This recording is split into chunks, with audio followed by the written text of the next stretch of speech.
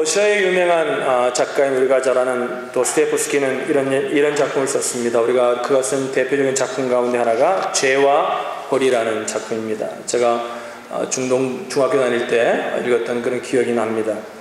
그 죄와 벌이라는 개념은 이런 기독교적인 개념 속에서 쓴 책이죠. 율법의 원리, 죄를 범하면 반드시 그 죄의 대가를 받게 된다는 그런 원리에 관한 얘기를 그 책에서 하고 있는 것입니다. 여러분, 죄를 범하면 죄의 대가를 우리가 반드시 치른다. 이건 율법이죠. 그런데 기독교는 그 율법에 머물러 있는 종교가 아니라는 것입니다. 다행스러운 것은 기독교가 율법의 원리만 가지고 있는 것은 아니라는 거죠. 우리가 하나님 앞에 설 수 있는 사람이 어디 있겠습니까? 여기다 하나님의 은혜 때문에 이 자리에 앉아 있음을 우리가 기억해야 할 것입니다. 우리가 미국의 목사님 가운데 아이언사이드라는 아주 유명한 분이 계십니다. 그분이 한 번은 우리가 회의를 이렇게 진행하고 있는데 그 회의가 스무스하게 그날 진행이 되지 않았습니다. 여러 가지 논쟁이 일어나고 여러 가지 반론들이 일어나고 분위기가 좋지 않았습니다. 그러니까 어느 청년이 일어나더니 손을 들고 의장을 부르더니 이야기를 합니다. 발언권을 받아서 뭐라고 얘기하냐면 이렇게 얘기를 합니다. 아주 인상을 쓰면서 날카로운 소리로 법대로 합시다. 법대로 하면 될 거 아닙니까? 법대로 하면 되죠. 이렇게 이야기를 합니다. 이때 이 아이언사이드 목사님이 아주 유명한 말을 남겼습니다. 이렇게 이야기를 했습니다. 형제요, 하나님이 그대를 법대로 다루셨다면 자네는 지금 지옥에 있을 겁니다. 여러분은 어떠십니까? 옆에 분에게 한번 물어보죠. 하나님이 나를 우리 자매님 형제님을 법대로 다뤘다면 지금 어디 있을까요? 한번 물어보시길 바랍니다. 한번 물어보시죠.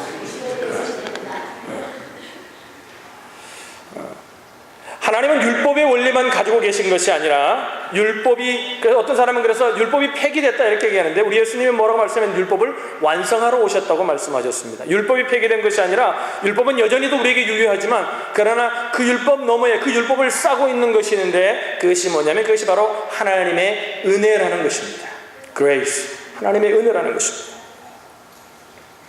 세계적인 기독교 작가인 필립 얀시는 그가 쓴 베스트셀러 책 가운데 하나인 놀라운 하나님의 은혜라는 책에서 그 챕터 4에 보면은 이런 얘기를 합니다. 영국에서 비교 종교학 회의가 열렸습니다. 모든 종교를 비교하는 종교학 회의가 열려서 많은 학자들이 그 종교학을 연구하는 많은 학자들이 그곳에 참석해서 회의를 하면서 이런 질문을 합니다.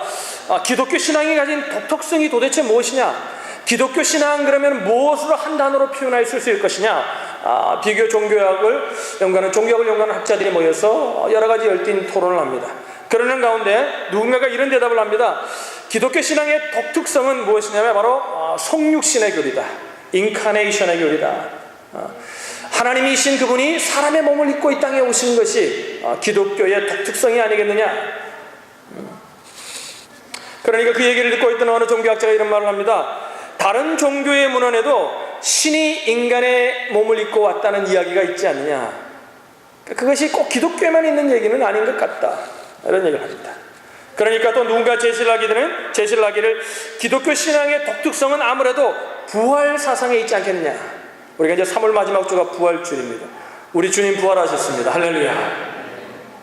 부활이 얼마나 놀라운 신앙입니까? 그죠? 여러분, 예수 그리스도가 우리를 위해 죽으셨다는 교리를 믿는 것이 구원의 믿음이 아니라 어디까지 가야 구원의 믿음입니까? 그분이 죽었다가 3일 만에 그 사명 권세를 이기시고 부활하셔서 부활의 첫 열매가 되므로 우리도 부활할 것을 믿는 것입니다. 할렐루야. 이게 기독교의 믿음이죠. 이게 구원의 믿음이죠. 그러니까 부활이 얼마나 중요합니까? 그러니까 부활신앙이라고 얘기하니까 어떤 분이 또 일어나더니 어느 학자가 이렇게 말합니다. 다른 종교에도 죽은 사람이 살아났다는 이야기가 있지 않느냐.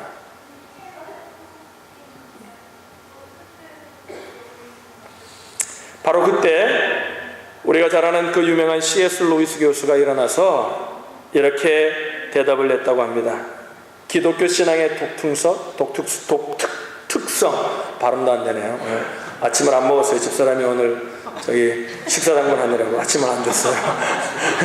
독특성, 그 기독교 신앙의 독특성이 무엇이냐? C.S. 루이스 교수는 뭐라 하냐면 그것이 바로 grace, 은혜이다. 은혜라는 것입니다. 하나님의 은혜라는 겁니다. 모두가 다 동의했다는 겁니다. 전혀 받을 만한 자격이 없는 자에게도 주시는 은혜. 그저 어떻게 보면 일방적으로 하나님이 짝사랑하는 것처럼 우리에게 주시길 원하시는 은혜. 세상의 모든 종교에도 호의가 있고 사랑이 있지만 이런 하나님의 은혜처럼 끊임없는 은혜는 세상의 어떤 종교에도 없더라는 것입니다. 그래서 불교는 뭐예요? 잘못하면 뭐예요? 나중에 이상하게 태어나기도 한다고 그러잖아요. 오늘 본문에 나타난 한 에피소드는 그 사건은 죄와 벌의 사건이 아니라 죄와 은혜의 사건이라는 사실을 우리에게 아주 강조하고 있는 대표적인 아브라함의 삶을 연구해보는 대표적인 본문이 오늘 본문입니다. 우리는 오늘 본문에서 믿음의 조상 아브라함의 생애를 다시 보게 됩니다. 그럼 믿음의 조상이죠. 믿음의 할아버지고 믿음의 모델이 되어야 할 분이심에도 불구하고 이 믿음의 조상 아브라함이 또다시 죄를 범하게 됩니다. 그런데 오늘 본문이 보여주는 놀라운 사건이 뭐냐면 그 믿음의 조상인 아브라함이 또다시 죄를 범했음에도 불구하고 또다시 그에게 은혜를 베푸시는 그 하나님의 모습이 오늘 본문은 우리에게 아주 분명하게 선명하게 보여지고 있다는 것입니다. 그래서 오늘 본문을 통해서 우리가 오늘 이 아침에 조금 무거운 주제지만 세 가지의 얘기를 하려고 합니다. 첫째, 정말 죄라는 것은 무엇이냐? 그런 믿음의 아브라함 같은 사람도 그렇게 또다시 범죄하는 것을 보면 그 죄가 무엇이냐? 그 죄에 대해서 오늘 이 아침에 좀 이야기하고, 그 다음에 그 죄보다 더 큰 그 하나님의 은혜, 그 하나님의 은혜가 도대체 무엇인가? 그러면 그 은혜를 경험하려면 우리가 어떻게 그 은혜를 경험할 수 있는가에 관한 얘기를 오늘 본문을 중심으로 오늘 이 아침에 나누려고 합니다. 첫째, 죄란 무엇이냐입니다. 우리 옆에 사람에게 한번 이렇게 심각하게 좀 묻고 답하면 좋겠습니다. 죄란 무엇이라고 생각하십니까? 물으시기 바랍니다.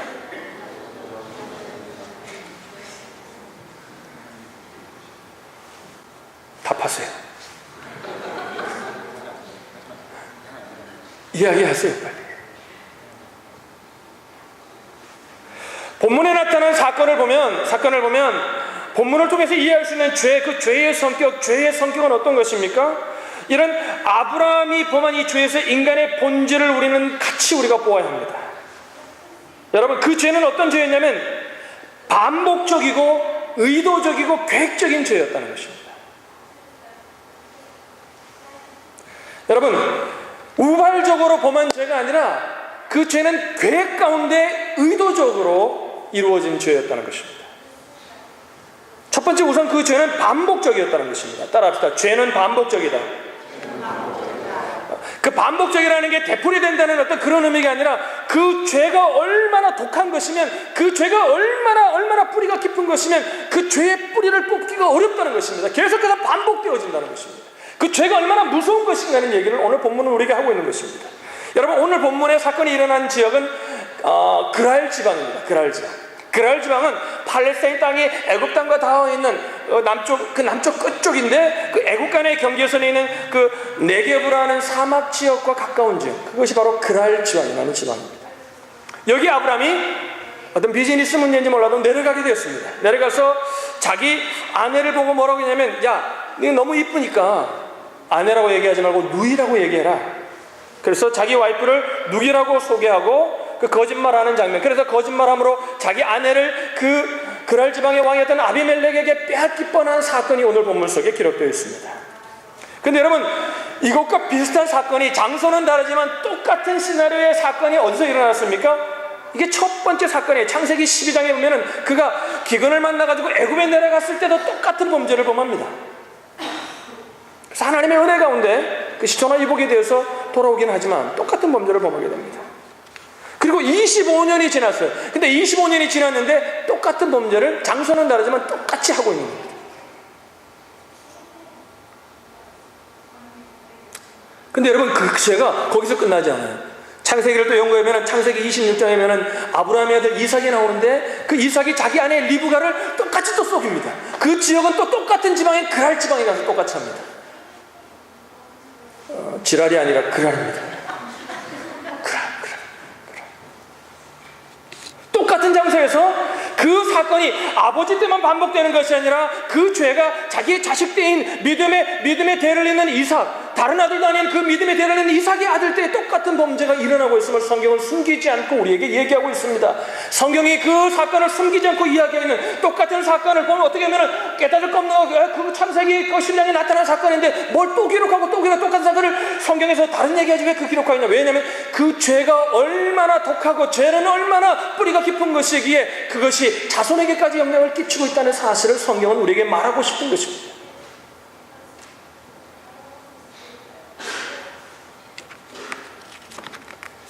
이게 죄성의 깊이입니다. 심각성입니다. 근데 우리는 제가 이제 이렇게 스몰 그룹을 할 때 그러니까 회개할 거에 관한 얘기를 묻습니다. 지난주에 어떻게 범죄와 하나님 앞에 회개한 일이 있냐고 물으면 많은 부분이 이삭의 많은 부분들이 생각이 안 난다고 얘기합니다. 그걸 좋게 얘기하면 아주 하나님 앞에 의로운 삶을 살았구나. 근데 제가 신앙의 삶을 살면서 의로운 삶을 살려고 노력하지만 열심히 하고 기도도 하고 하지만 그렇지 못하고 늘 하나님 앞에 범죄하는 순간이 많다는 것을 깨닫게 됩니다. 그런데 왜 사람들이 그 회개한 일을 기억하지 못하고 깨닫지 못하는 걸까요? 여러분, 제가 아주 중학교를 다닐 때 제 친구네 집이 이렇게 농사를 지었습니다. 제가 강릉에서 학교를 다녔거든요. 학교를 다닐 때 이렇게 농사를 짓는데 모내기 소리는 사람이 오자니까 우리가 또 중학교 때는 이렇게 좀 의리에 살잖아요. 그냥 손이 필요하다니까 이제 의리 때문에 갑니다. 가면은 또 왜 가냐면은 농주라고 막걸리를 한 잔씩 줘요. 그래서 이제 그거 먹고 그게 이제 공식적으로 애들이지만은 어른들이 이런 농번기 때는 한 잔 먹을 수 있게 이 막걸리 기운으로 이렇게 일을 하는 거라고 이렇게 가리키면서 한 잔씩 이게 불법이지만 농촌에서 이게 행해지는 일입니다. 근데 처음에 갔는데 저는 원래 대구에서 컸거든요. 대구에서 크다가 이제 강릉으로 가가지고 이제 친구가 생겨서 갔는데 농사라는 걸 지어본 적이 없어요. 근데 농사는 여러분 지금은 옛날 기계로 하지만 우리 때문에 다 손으로 이렇게 심었거든요. 줄을 놓고 심는데 이렇게 바지를 가랑이를 가지고 그 더러운 데를 들어가는 거예요. 그거 못 들어가겠더라고요. 구더기도 하고 뭐 이상한 것들도 나와가지고 막 이렇게 피 빨아먹는 것들이 막 있잖아요. 그러니까 겁이 나서 못 들어가겠어요. 더러워 보이는 거예요. 구더기가 아니죠. 거머리. 그러니까 미국 한국말도 못하고 영어도 잘 못해요. 제가. 거머리. 그 거머리를 붓고 그것도 더럽잖아요. 시꺼먼 게 보면 더러워 보이잖아요. 나는 도시에서 컸으니까 더러워 보이잖아요. 그걸 한 번도 해보지 못하니까. 처음에 들어가기 어렵더라고요. 근데 다 들어가는데 또 나도 더럽다고 마음으로는 그렇지만 더럽다고 못 들어간다고 할 수 없잖아요. 나도 남자인데. 그래서 들어갔습니다. 근데 여러분 이상한 거는요, 처음에는 그렇게 한 발을 딛는 게 어려웠는데요, 딛고 나니까 계속 하다 보니까 나중에 막 힘들게 이걸 하다 보니까 배워야 되니까 열심히 여기 신경 하다 보니까요, 더럽다는 의식이 없어져요. 저는 이런 생각을 했습니다. 죄라는 얘기를 설교 들으면서 그때 생각이 났어요. 여러분, 우리가 얼마나 죄에 찌들어 사는지 모릅니다. 그러다 보니까 죄를 짓는지 안 짓는지도 생각하지 못하고 살 때가 많더라는 겁니다. 순간 미워하면, 그러니까 어떤 분은 그런 얘기를 하잖아요. 어떤 목사님, 그 말에 제가 다 동의하는 건 아니지만, 죄를 우리가 회개할 때도 너무 미화시켜서 회개할 때가 많습니다. 하나님 어쩔 수 없어서 이렇게 해서 내가 그렇게 했습니다. 이렇게 얘기하죠. 근데 그분은 이렇게 얘기해요. 형제를 만약에 미워했다면 이렇게 회개하라는 거예요. 하나님, 내가 형제를 살인했습니다. 그 죄의 심각성을 짚어주는 데는 리얼한 표현이 필요하다는 거예요.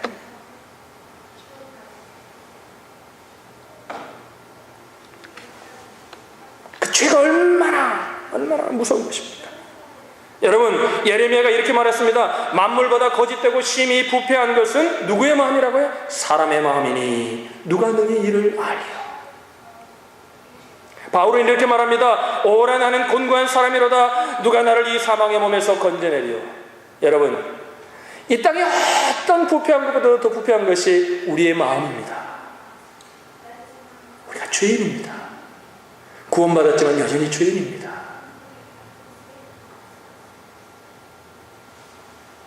아브라함은 그 죄를 반복합니다. 그 죄가 얼마나 무서운 것인지 얘기하고 있습니다. 또 아브라함은 반복적인 죄를 범할 뿐만 아니라 그 죄가 의도적이었던 것임을 성경은 우리에게 숨기지 않습니다. 오늘 본문은 아니지만 오늘 조금 넘어가면 13절에 이렇게 말합니다. 13절에 제가 읽겠습니다. 여러분 귀를 들으시면 되겠습니다. 하나님이 나로 내 아비 집을 떠나 두루 다니게 하실 때에 내가 아내에게 말하기를, 아내에게 말했다는 것입니다. 이후로 우리의 가는 곳마다 그대는 나를 그대의 오라비라 하라. 이것이 그대가 내게 베풀 은혜라 하였소이다. 거기에다가 은혜라는 단어를 이야기합니다. 하나님이 나로 내 아비 집을 떠나 두루 다니게 하실 때 내가 아내에게 말하기를, 그러니까 뭐예요? 누이라고 한 것이 그냥 우연히 그렇게 한 것이 아니라 계획적이고 의도적이었다는 것입니다. 그래서 그 아브라함의 전이가 어디서 시작되면 이런 의도적인 계획 속에, 의도적인 것 속에서 그 전이가 시작되었음을 우리에게 말하고 있는 것이죠. 여러분, 죄는 이렇게 무서운 것입니다. 그 믿음의 조상이었던 아브라함에게도 이런 영향을 끼칠 정도로 죄라는 것은 무서운 것입니다.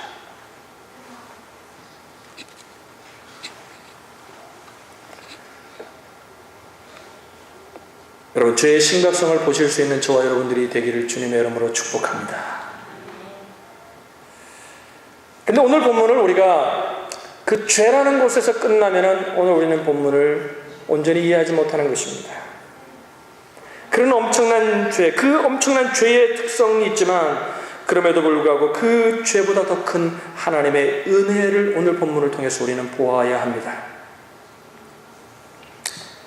아브라함이 범죄했습니다. 또 범죄했습니다. 이런 아브라함을 하나님은 어떻게 다루십니까?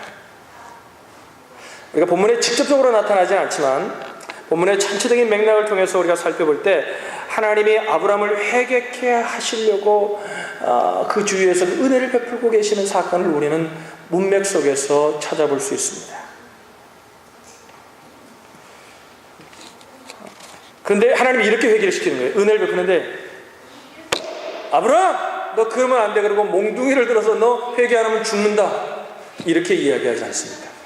하나님의 은혜가 좀 사랑을 하고 계십니다. 이런 것 같아요. 그 성경에 보면 탕자가 아버지의 재산을 다 받아가지고 다 헝텅방텅 호랑방탕에 다 쓰고 난 다음에 나중에 대주의 지업 열매를 먹는 자리까지 가게 되자 아버지가 생각나서 내가 아버지 집에 아들이라 칭함을 받지 못할지라도, 내가 종으로 여김을 받을지라도, 우리 아버지 집에 있는 하인으로 여김을 받을지라도 내가 아버지로 돌아가겠다고 아버지 집으로 돌아갑니다. 여러분, 그 돌아감이 어떻게 왔습니까? 돌아갔을 때 돌아가는 것이 회개는 아니죠. 돌아갔습니다. 돌아가면서 쭉 가는데 아버지 집으로 가고 있습니다. 이제 돌아갈 마음을 가지고 아버지 집으로 쭉 가는데 뭐예요? 저 너머에서 늘 기다리겠던 아버지가 자식을 봅니다. 어떻게 해요? 아버지가 막 달려가서 그 자식을 안습니다. 그리고 뭐예요? 나는 종으로 여기면 좋겠다고 생각했는데 그 아버지가 어떻게 해요? 채색 옷을 입히고 죽었던 아들이 살아왔다고, 그죠? 성경에 보면은 소를 잡고 송아지를 잡고 잔치를 베풀고 온 동네 사람들을 불러가지고 큰 대연을 베풉니다. 성경이 말하고 있지 않지만 그걸 통해서 우리에게 말하고 있는 그 아들이 어떻게 됐을까요? 지금은 뭐예요? 그냥 살기 위해서 도저히 살 수 없으니까 아버지 집으로 돌아갔는데 그 아들이 어떻게 변했을까요? 그 아버지의 사랑을 경험하면서 아마 하나님 앞에, 그 아버지 앞에 진심으로 사죄하고 돌이킴이 있었을 것입니다. 여러분, 회개라는 건요, 하나님의 말씀으로 우리를 협박하게 회개하는 게 아닙니다. 어떤 분들은 설교가 율법적으로 안 하면 죽는다로 끝납니다. 여러분, 아닙니다. 그 순간에도 우리가 범죄했음에도 우리가 돌아갈 수 있는 데가 있다는 것입니다. 성경이 이걸 말하고 있습니다. 할렐루야. 하나님의 은혜입니다.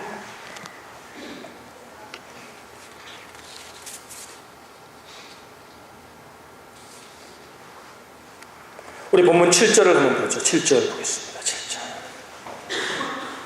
하나님의 은혜를 7절 속에서도 우리가 깊이, 저는 7절 보면서 많이 울었습니다. 7절 한번 읽어보죠. 우리 다 같이 읽습니다. 시작. 그 사람의 아내를 돌려보내라. 그는 선지자라. 그가 너를 위하여 기도하리니 네가 살려니와 네가 돌려보내지 않으면 너와 네게 속한 자가 다 정령 죽을 줄 알지니라.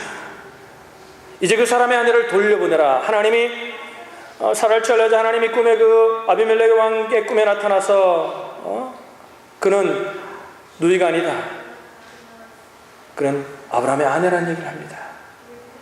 그러면서 그를 돌려보내라. 그러면서 거기 보면 아주, 저는 그 표현을 읽을 때 이렇게 눈물이 나더라고요. 뭐라냐면 따라합시다. 그는 선지자라.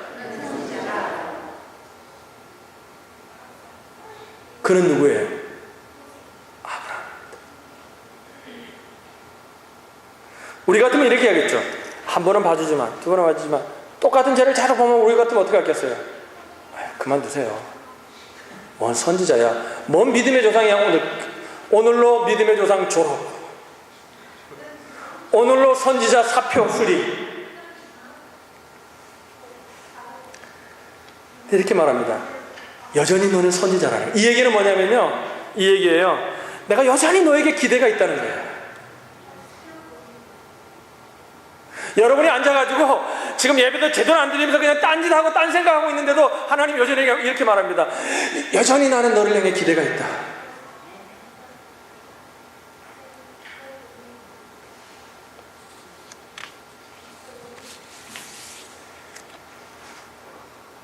우리 옆에 분에게 이렇게 물어보세요.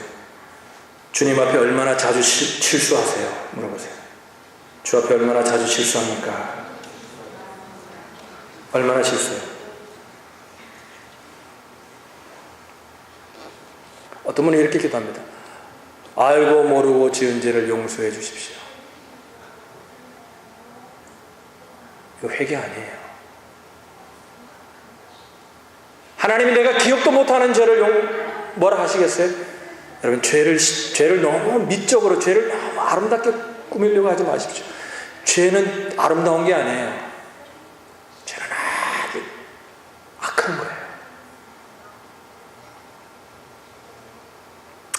마지막 주제입니다. 그러면 이 하나님의 은혜, 이 놀라운 하나님의 은혜가 어떻게 시작되는가 우리는 살펴보아야 됩니다. 물론 은혜라는 것은 우리가 서론적으로 이렇게 결론을 짓고 싶습니다. 은혜라는 것은 조건 없이 하나님이 우리에게 베푸시는 것입니다. 믿으시면 아멘. 이 전제를 가지고 우리가 말씀을 들어야 합니다. 일방적인 것입니다. 하나님이 주시는 것입니다. 그러나 보십시오. 한 예를 들어서 오늘 이 아침도 하나님 우리에게 은혜를 베풀고 계십니다. 믿으시면 아멘. 그러나 어떤 자는 그 은혜 속에 들어가기도 하고 어떤 자는 그 은혜를 경험하지 못하기도 합니다. 오늘 아브라함에게는 여전히 늘 은혜가 베풀고 있지만 오늘 그 아브라함이 그 은혜를 어떻게 경험합니까? 그 은혜를 어떻게 자기 삶 속으로 끌어들여서 그 삶 속에서 그 은혜를 경험하는 겁니까? 오늘 직접적으로 나오고 있지는 않지만 오늘 아브라함이 그 은혜를 경험할 수 있었던 어떤 상황적인 열쇠를 우리는 오늘 본문 속에서 볼 수 있어야 합니다. 그 은혜를 경험하기 위해서 어떤 아브라함이 했던 어떤 그런 상황적인 어떤 그런 아브라함이 취했던 어떤 그런 모습들을 우리는 눈여겨볼 수 있어야 한다는 것입니다.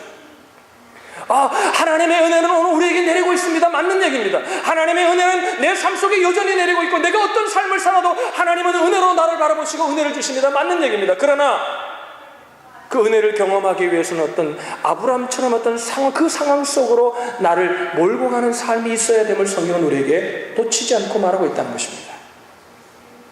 여러분, 하나님은 제가 늘 얘기하는 겁니다. 하나님은 인격이십니다. 믿으시면 아멘. 그래서 우리 주님은 문 밖에서 문을 두드리지 그 문을 부수고 들어가는 분이 아니십니다. 하나님과의 인격적인 교제는 내가 그 은혜의 상황 속으로 문을 열고 들어가야 경험할 수 있다는 것입니다. 오늘 본문 속에서 저는 두 가지 아브라함의 모습을 눈여겨보게 되었습니다. 첫 번째는 뭐냐면 죄와의 실제적인 대면입니다.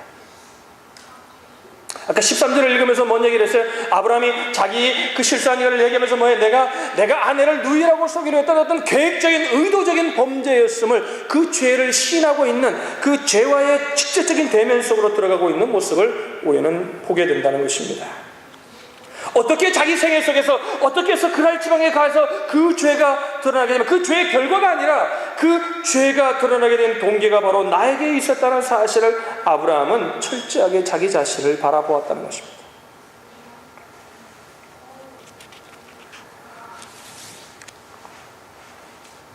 그럴 때 하나님의 치유가 일어났어요. 여러분, 제가 몇 번 얘기했지만 그 병 가운데 많은 고치기 어려운 아주 어려운 병들이 있지만 그 병 중에 하나가 알코올 중독입니다.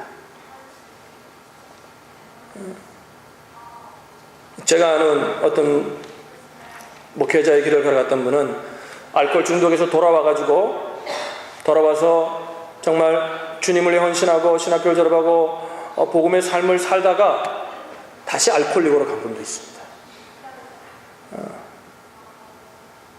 오늘 너무 더워서 선교제에서 너무 더워서 이렇게 맥주 한 잔 이렇게 뭐 서양 선교사님들 하니까 서양 선교사님들 올렸을 때는 한 잔 이제 수십 년 지났는데 괜찮으니까 한 잔을 먹었는데 그때부터 이제 알코올릭으로 돌아갔다는 그런 얘기가 있습니다. 알코올 중독 참 치료하기 어려운. 그래서 의학적으로 심리적으로 복합해서 그렇게 치료를 하죠.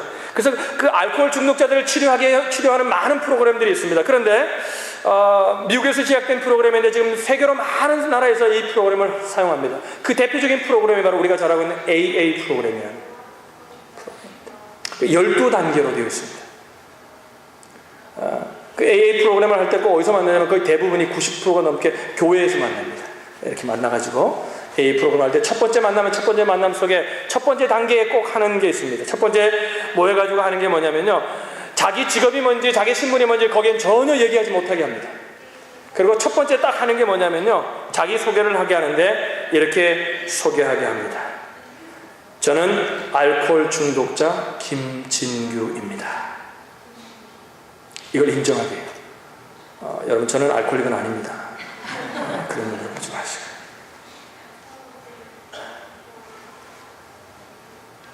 혹은 마약 중독에 나는 마약 중독자 누구누구입니다. 이렇게 얘기를 합니다. 이런 고백으로 시작이 돼요. 자기 신분을 절대 말하지 못하게 합니다. 거기 오면 신분이 하나예요. 알코올 중독자예요. 여러분, 교회 오면은 우리는 다 하나의 신분입니다. 우리는 구원받은 죄인입니다. 할렐루야. 우리 교회는 닥터들이 많습니다만은 제가 그러죠. 이 죄인이라는 사실을 잊어버리면 PhD가 퍼머넌트 헤드 데미지 본 인생이 됩니다. 기억하셔야 합니다. 그게 치유의 시작이라는 거예요. 내가 쥐고 있는 그 죄가 얼마나 심각한지를 깨닫는 것이 치유의 시작이라는 거죠. 제가 어제 우리 제자훈련할 때, 금요일날 제자훈련할 때 우리 청년들에게 마지막 순종에 관한 얘기를 하면서 제가 경험했던 걸 나눈 적이 있습니다. 제가 전도사 시절에 한국에서 목회할 때 유치부를 맡고 있을 때, 유치부 이제 여름 성경학교면 저는 여름 성경학 마지막 날 늘 기도원에 가서 이제 철야 기도하는 게 늘 마지막 순서였습니다. 처음에는 어른들이 반대를 했지만 애들이 많이 변하고 그 속에 가서 그 모습을 본 어른들이 많이 변하게 돼서 이제 그게 어떤 교회가 당연히 하는 것처럼 해서 우리가 마지막 되면은 철야 가서 기도를 하고 있습니다. 애들을 데리고 불가능한 것 같지만 하나님의 성령이 역사하시니까 되더라고요.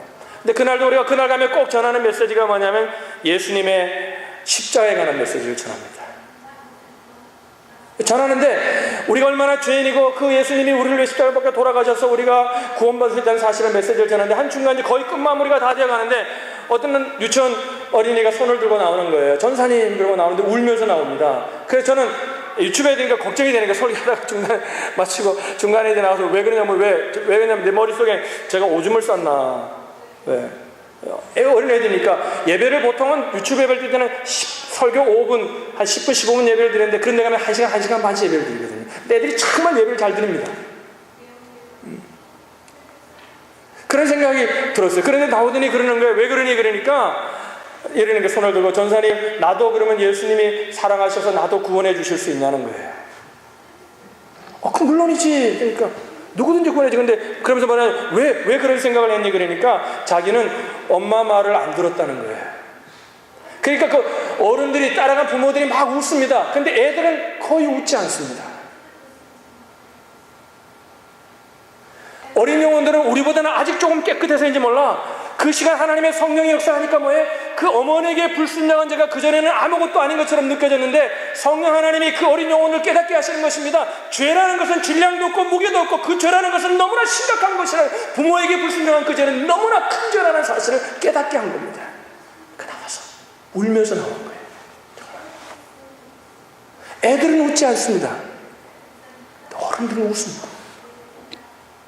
여러분, 아브라함의 회복은 어디서부터 시작되었습니까? 그 죄를 아름답게 묘사하는 그 죄의 심각성을 깨닫는 데부터 아브라함은 하나님의 은혜 속으로 들어가기 시작했다는 것입니다. 여러분, 여러분의 삶이 잘 살고 있는 것으로 느껴지십니까? 아닙니다. 바울은 얘기합니다. 오라, 나는 곤고한 자로다. 이 사망의 몸에서 누가 나를 건져낼까? 하나님의 은혜 속에 있는 자들은 그 은혜 속에 들어갈 때 자기의 심각한 죄를 깨달아야 한다는 것입니다. 우리 옆에 사람에게 미안하지만 이렇게 얘기합시다. 당신이 이런 죄인입니다. 크게 얘기하세요. 당신이 이런 죄인입니다. 기분 나빠도 할 수 없어요. 거기서부터 그걸 인정할 때 치유가 시작된다는 겁니다. 17절을 보시면, 우리 17절 한번 보죠. 17절, 중요한 부분입니다. 17절 보시면, 그리고 나니 이렇게 회복이 됩니다. 그 죄에 대해서 깨닫고 나니, 죄를 대면하고 나니 그거 어떻게 됩니까? 17절 읽겠습니다. 시작. 아브라함이 하나님께 기도하매 하나님이 아비멜렉과 그 아내와 여종을 치료하사 생산케 하셨으니. 그 13절 말씀에도 쭉 보면서 아브라함이 그 죄의 심각성을 얘기하고 자기 죄를 고백하고 도돌아보고 그러는 가운데 뭐가 시작됩니까? 진정한 기도가 시작되기 시작합니다.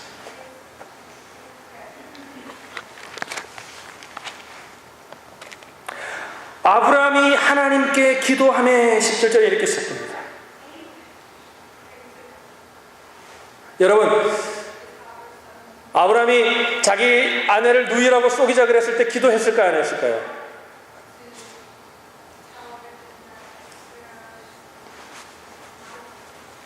진정한 기도가 없었을 것입니다. 여러분, 하나님께 엎드려 기도하는 자는 그렇게 말할 수 없습니다.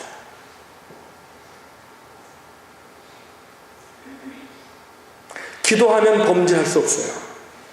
우리가 기도를 망각할 때, 하나님의 임재를 놓쳐버릴 때 그리스도인들도 이런 죄 속에 빠질 수 있음을 오늘 아브라함을 통해 우리는 다시 기억해야 합니다. 아브라함이 이렇게 기도합니다. 하나님 앞에 기도하기 시작합니다. 그러면서 아브라함이 회복이 이루어집니다. 어떤 기도를 했을까요? 아브라함이 틀림없이 자기의 연약함 앞에 하나님, 내가 이렇게 연약합니다. 내가 이런 범죄를 했습니다. 하나님, 나를 용서해 주십시오. 그리고 하나님 앞에 회개했을 것입니다. 그리고 기도합니다. 주의 도우심을 기도합니다. 그럴 때 어떻게 돼요? 그 사건, 자기 아비멜렉까지 축복할 수 있는 자리까지 나가게 되는 것입니다. 미워할 수밖에 없잖아요. 그 어떻게 보면 아비멜렉을 블레임할 수 있잖아요. 아비멜렉 때문에 그렇게 내가 범죄했다 생각할 수 있는데, 그런데 뭐예요?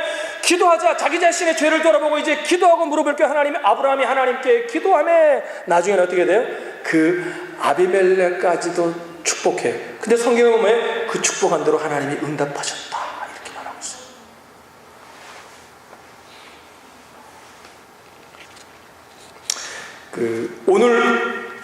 오늘 교회에서 이런 죄의 심각성에 관한 설교들을 자주 하지 않습니다. 다 할 수 있습니다.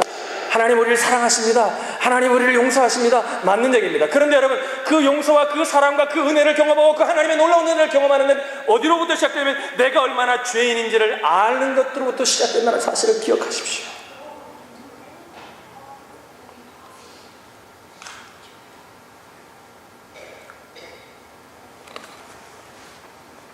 (17절) 이하를 보세요. 하나님이 어떻게 하셨어요? 그 기도에 응답하셨습니다.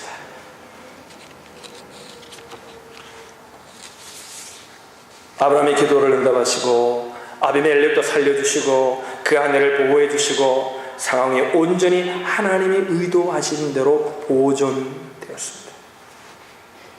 근데 그걸로 끝나지 않아요. 중요한 건 뭐냐면요, 그 이후에 아브라함의 여정을 쫓아가면요, 아브라함이 달라집니다.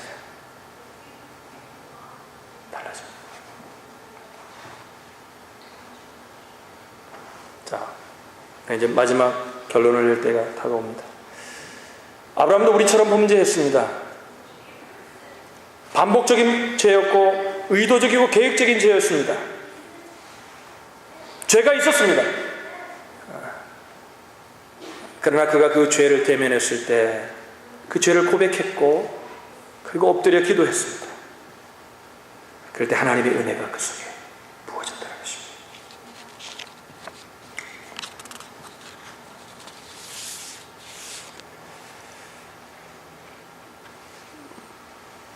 신학자들은 이걸 가리켜 뭐냐면 끊임없이 끝까지 부어지는 그 하나님의 은혜를 궁극적인 은혜라, Ultimate Grace of God, 이렇게 표현합니다. 궁극적 은혜라.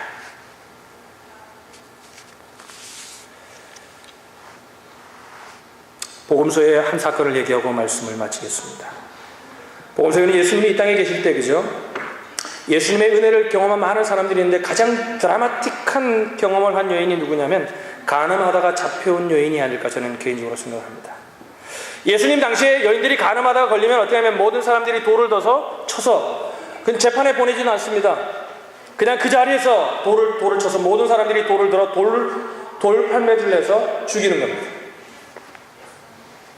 그러니까 모든 사람들이 그것이 당연했기에 간음한 게 들키자 모든 사람들이 일어나 분노하고 돌을 들고 치려고 합니다. 그 상황 속에 개입하신 예수님께서 이렇게 말합니다. 너희 중에 죄 없는 자가 돌을 들어 이 여인을 쳐라 말씀하십니다. 그러니까 한 사람 하나 이제 돌을 놓고 퇴장해버립니다. 그리고 아무도 없습니다. 그 여인과 예수님만이 마지막으로 남았습니다. 그러면서 예수님이 이 여인에게 이렇게 말합니다. 나도 너를 정죄하지 않는다. 내가 너를 용서한다. 내가 너를 용서한다고 말합니다. 근데 여러분, 사람들이 여기까지만 압니다. 그 다음에 말씀이 있어요. 가서 다시는 죄를 범하지 말라. 이 중요한 메시지예요. 우리는 이렇게 얘기 들으면 목사님 알아요. 그런데 우리는 연약하잖아요. 우리는 또 다시 죄를 범할 수 있는 가능성이 있잖아요. 여러분, 주님께서 아실까요? 모를까요? 아십니다. 그래서 예수님께서 십자가에 돌아가신 것입니다. 할렐루야. 그리고 예수님은 거기서 끝나지 않으셨습니다. 3일 만에 부활하셨습니다. 할렐루야. 믿으시기를 바랍니다. 그분은 그 죄의 권세를 이기신 그분, 우리의 샘플이 되신 그분은 지금 살아계십니다. 믿으시면 아멘. 왜 살아계십니까? 지금 구원받은 우리들이 그 범죄의 자리에서 이길 수 있도록 우리를 도와주시기 위해서 이 자리에 계시다는 것입니다. 여러분, 어쩔 수 없이 그랬어요. 여러분, 그렇게 죄를 미워하지 마십시오. 우리가 주님을 의지하면 그 죄를 이길 수 있다고 성경 말합니다. 할렐루야. 지금은 요만큼의 죄를 이길 수 있지만 더 의지하면 이만큼 세월이 지나면서 점점 경건의 능력이 쌓여지면 그 하나님의 은혜를 우리가 바라보면 우리는 그 은혜 속에서 그 죄를 넉넉히 이길 수 있다고 말합니다. 그래서 주님이 이렇게 말한 겁니다. 가서 다시는 죄를 범하지 말라.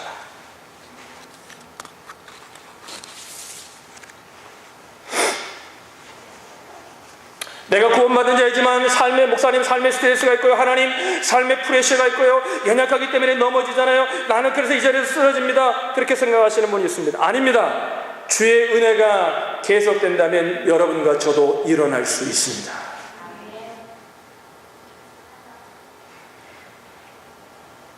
일어나십시오.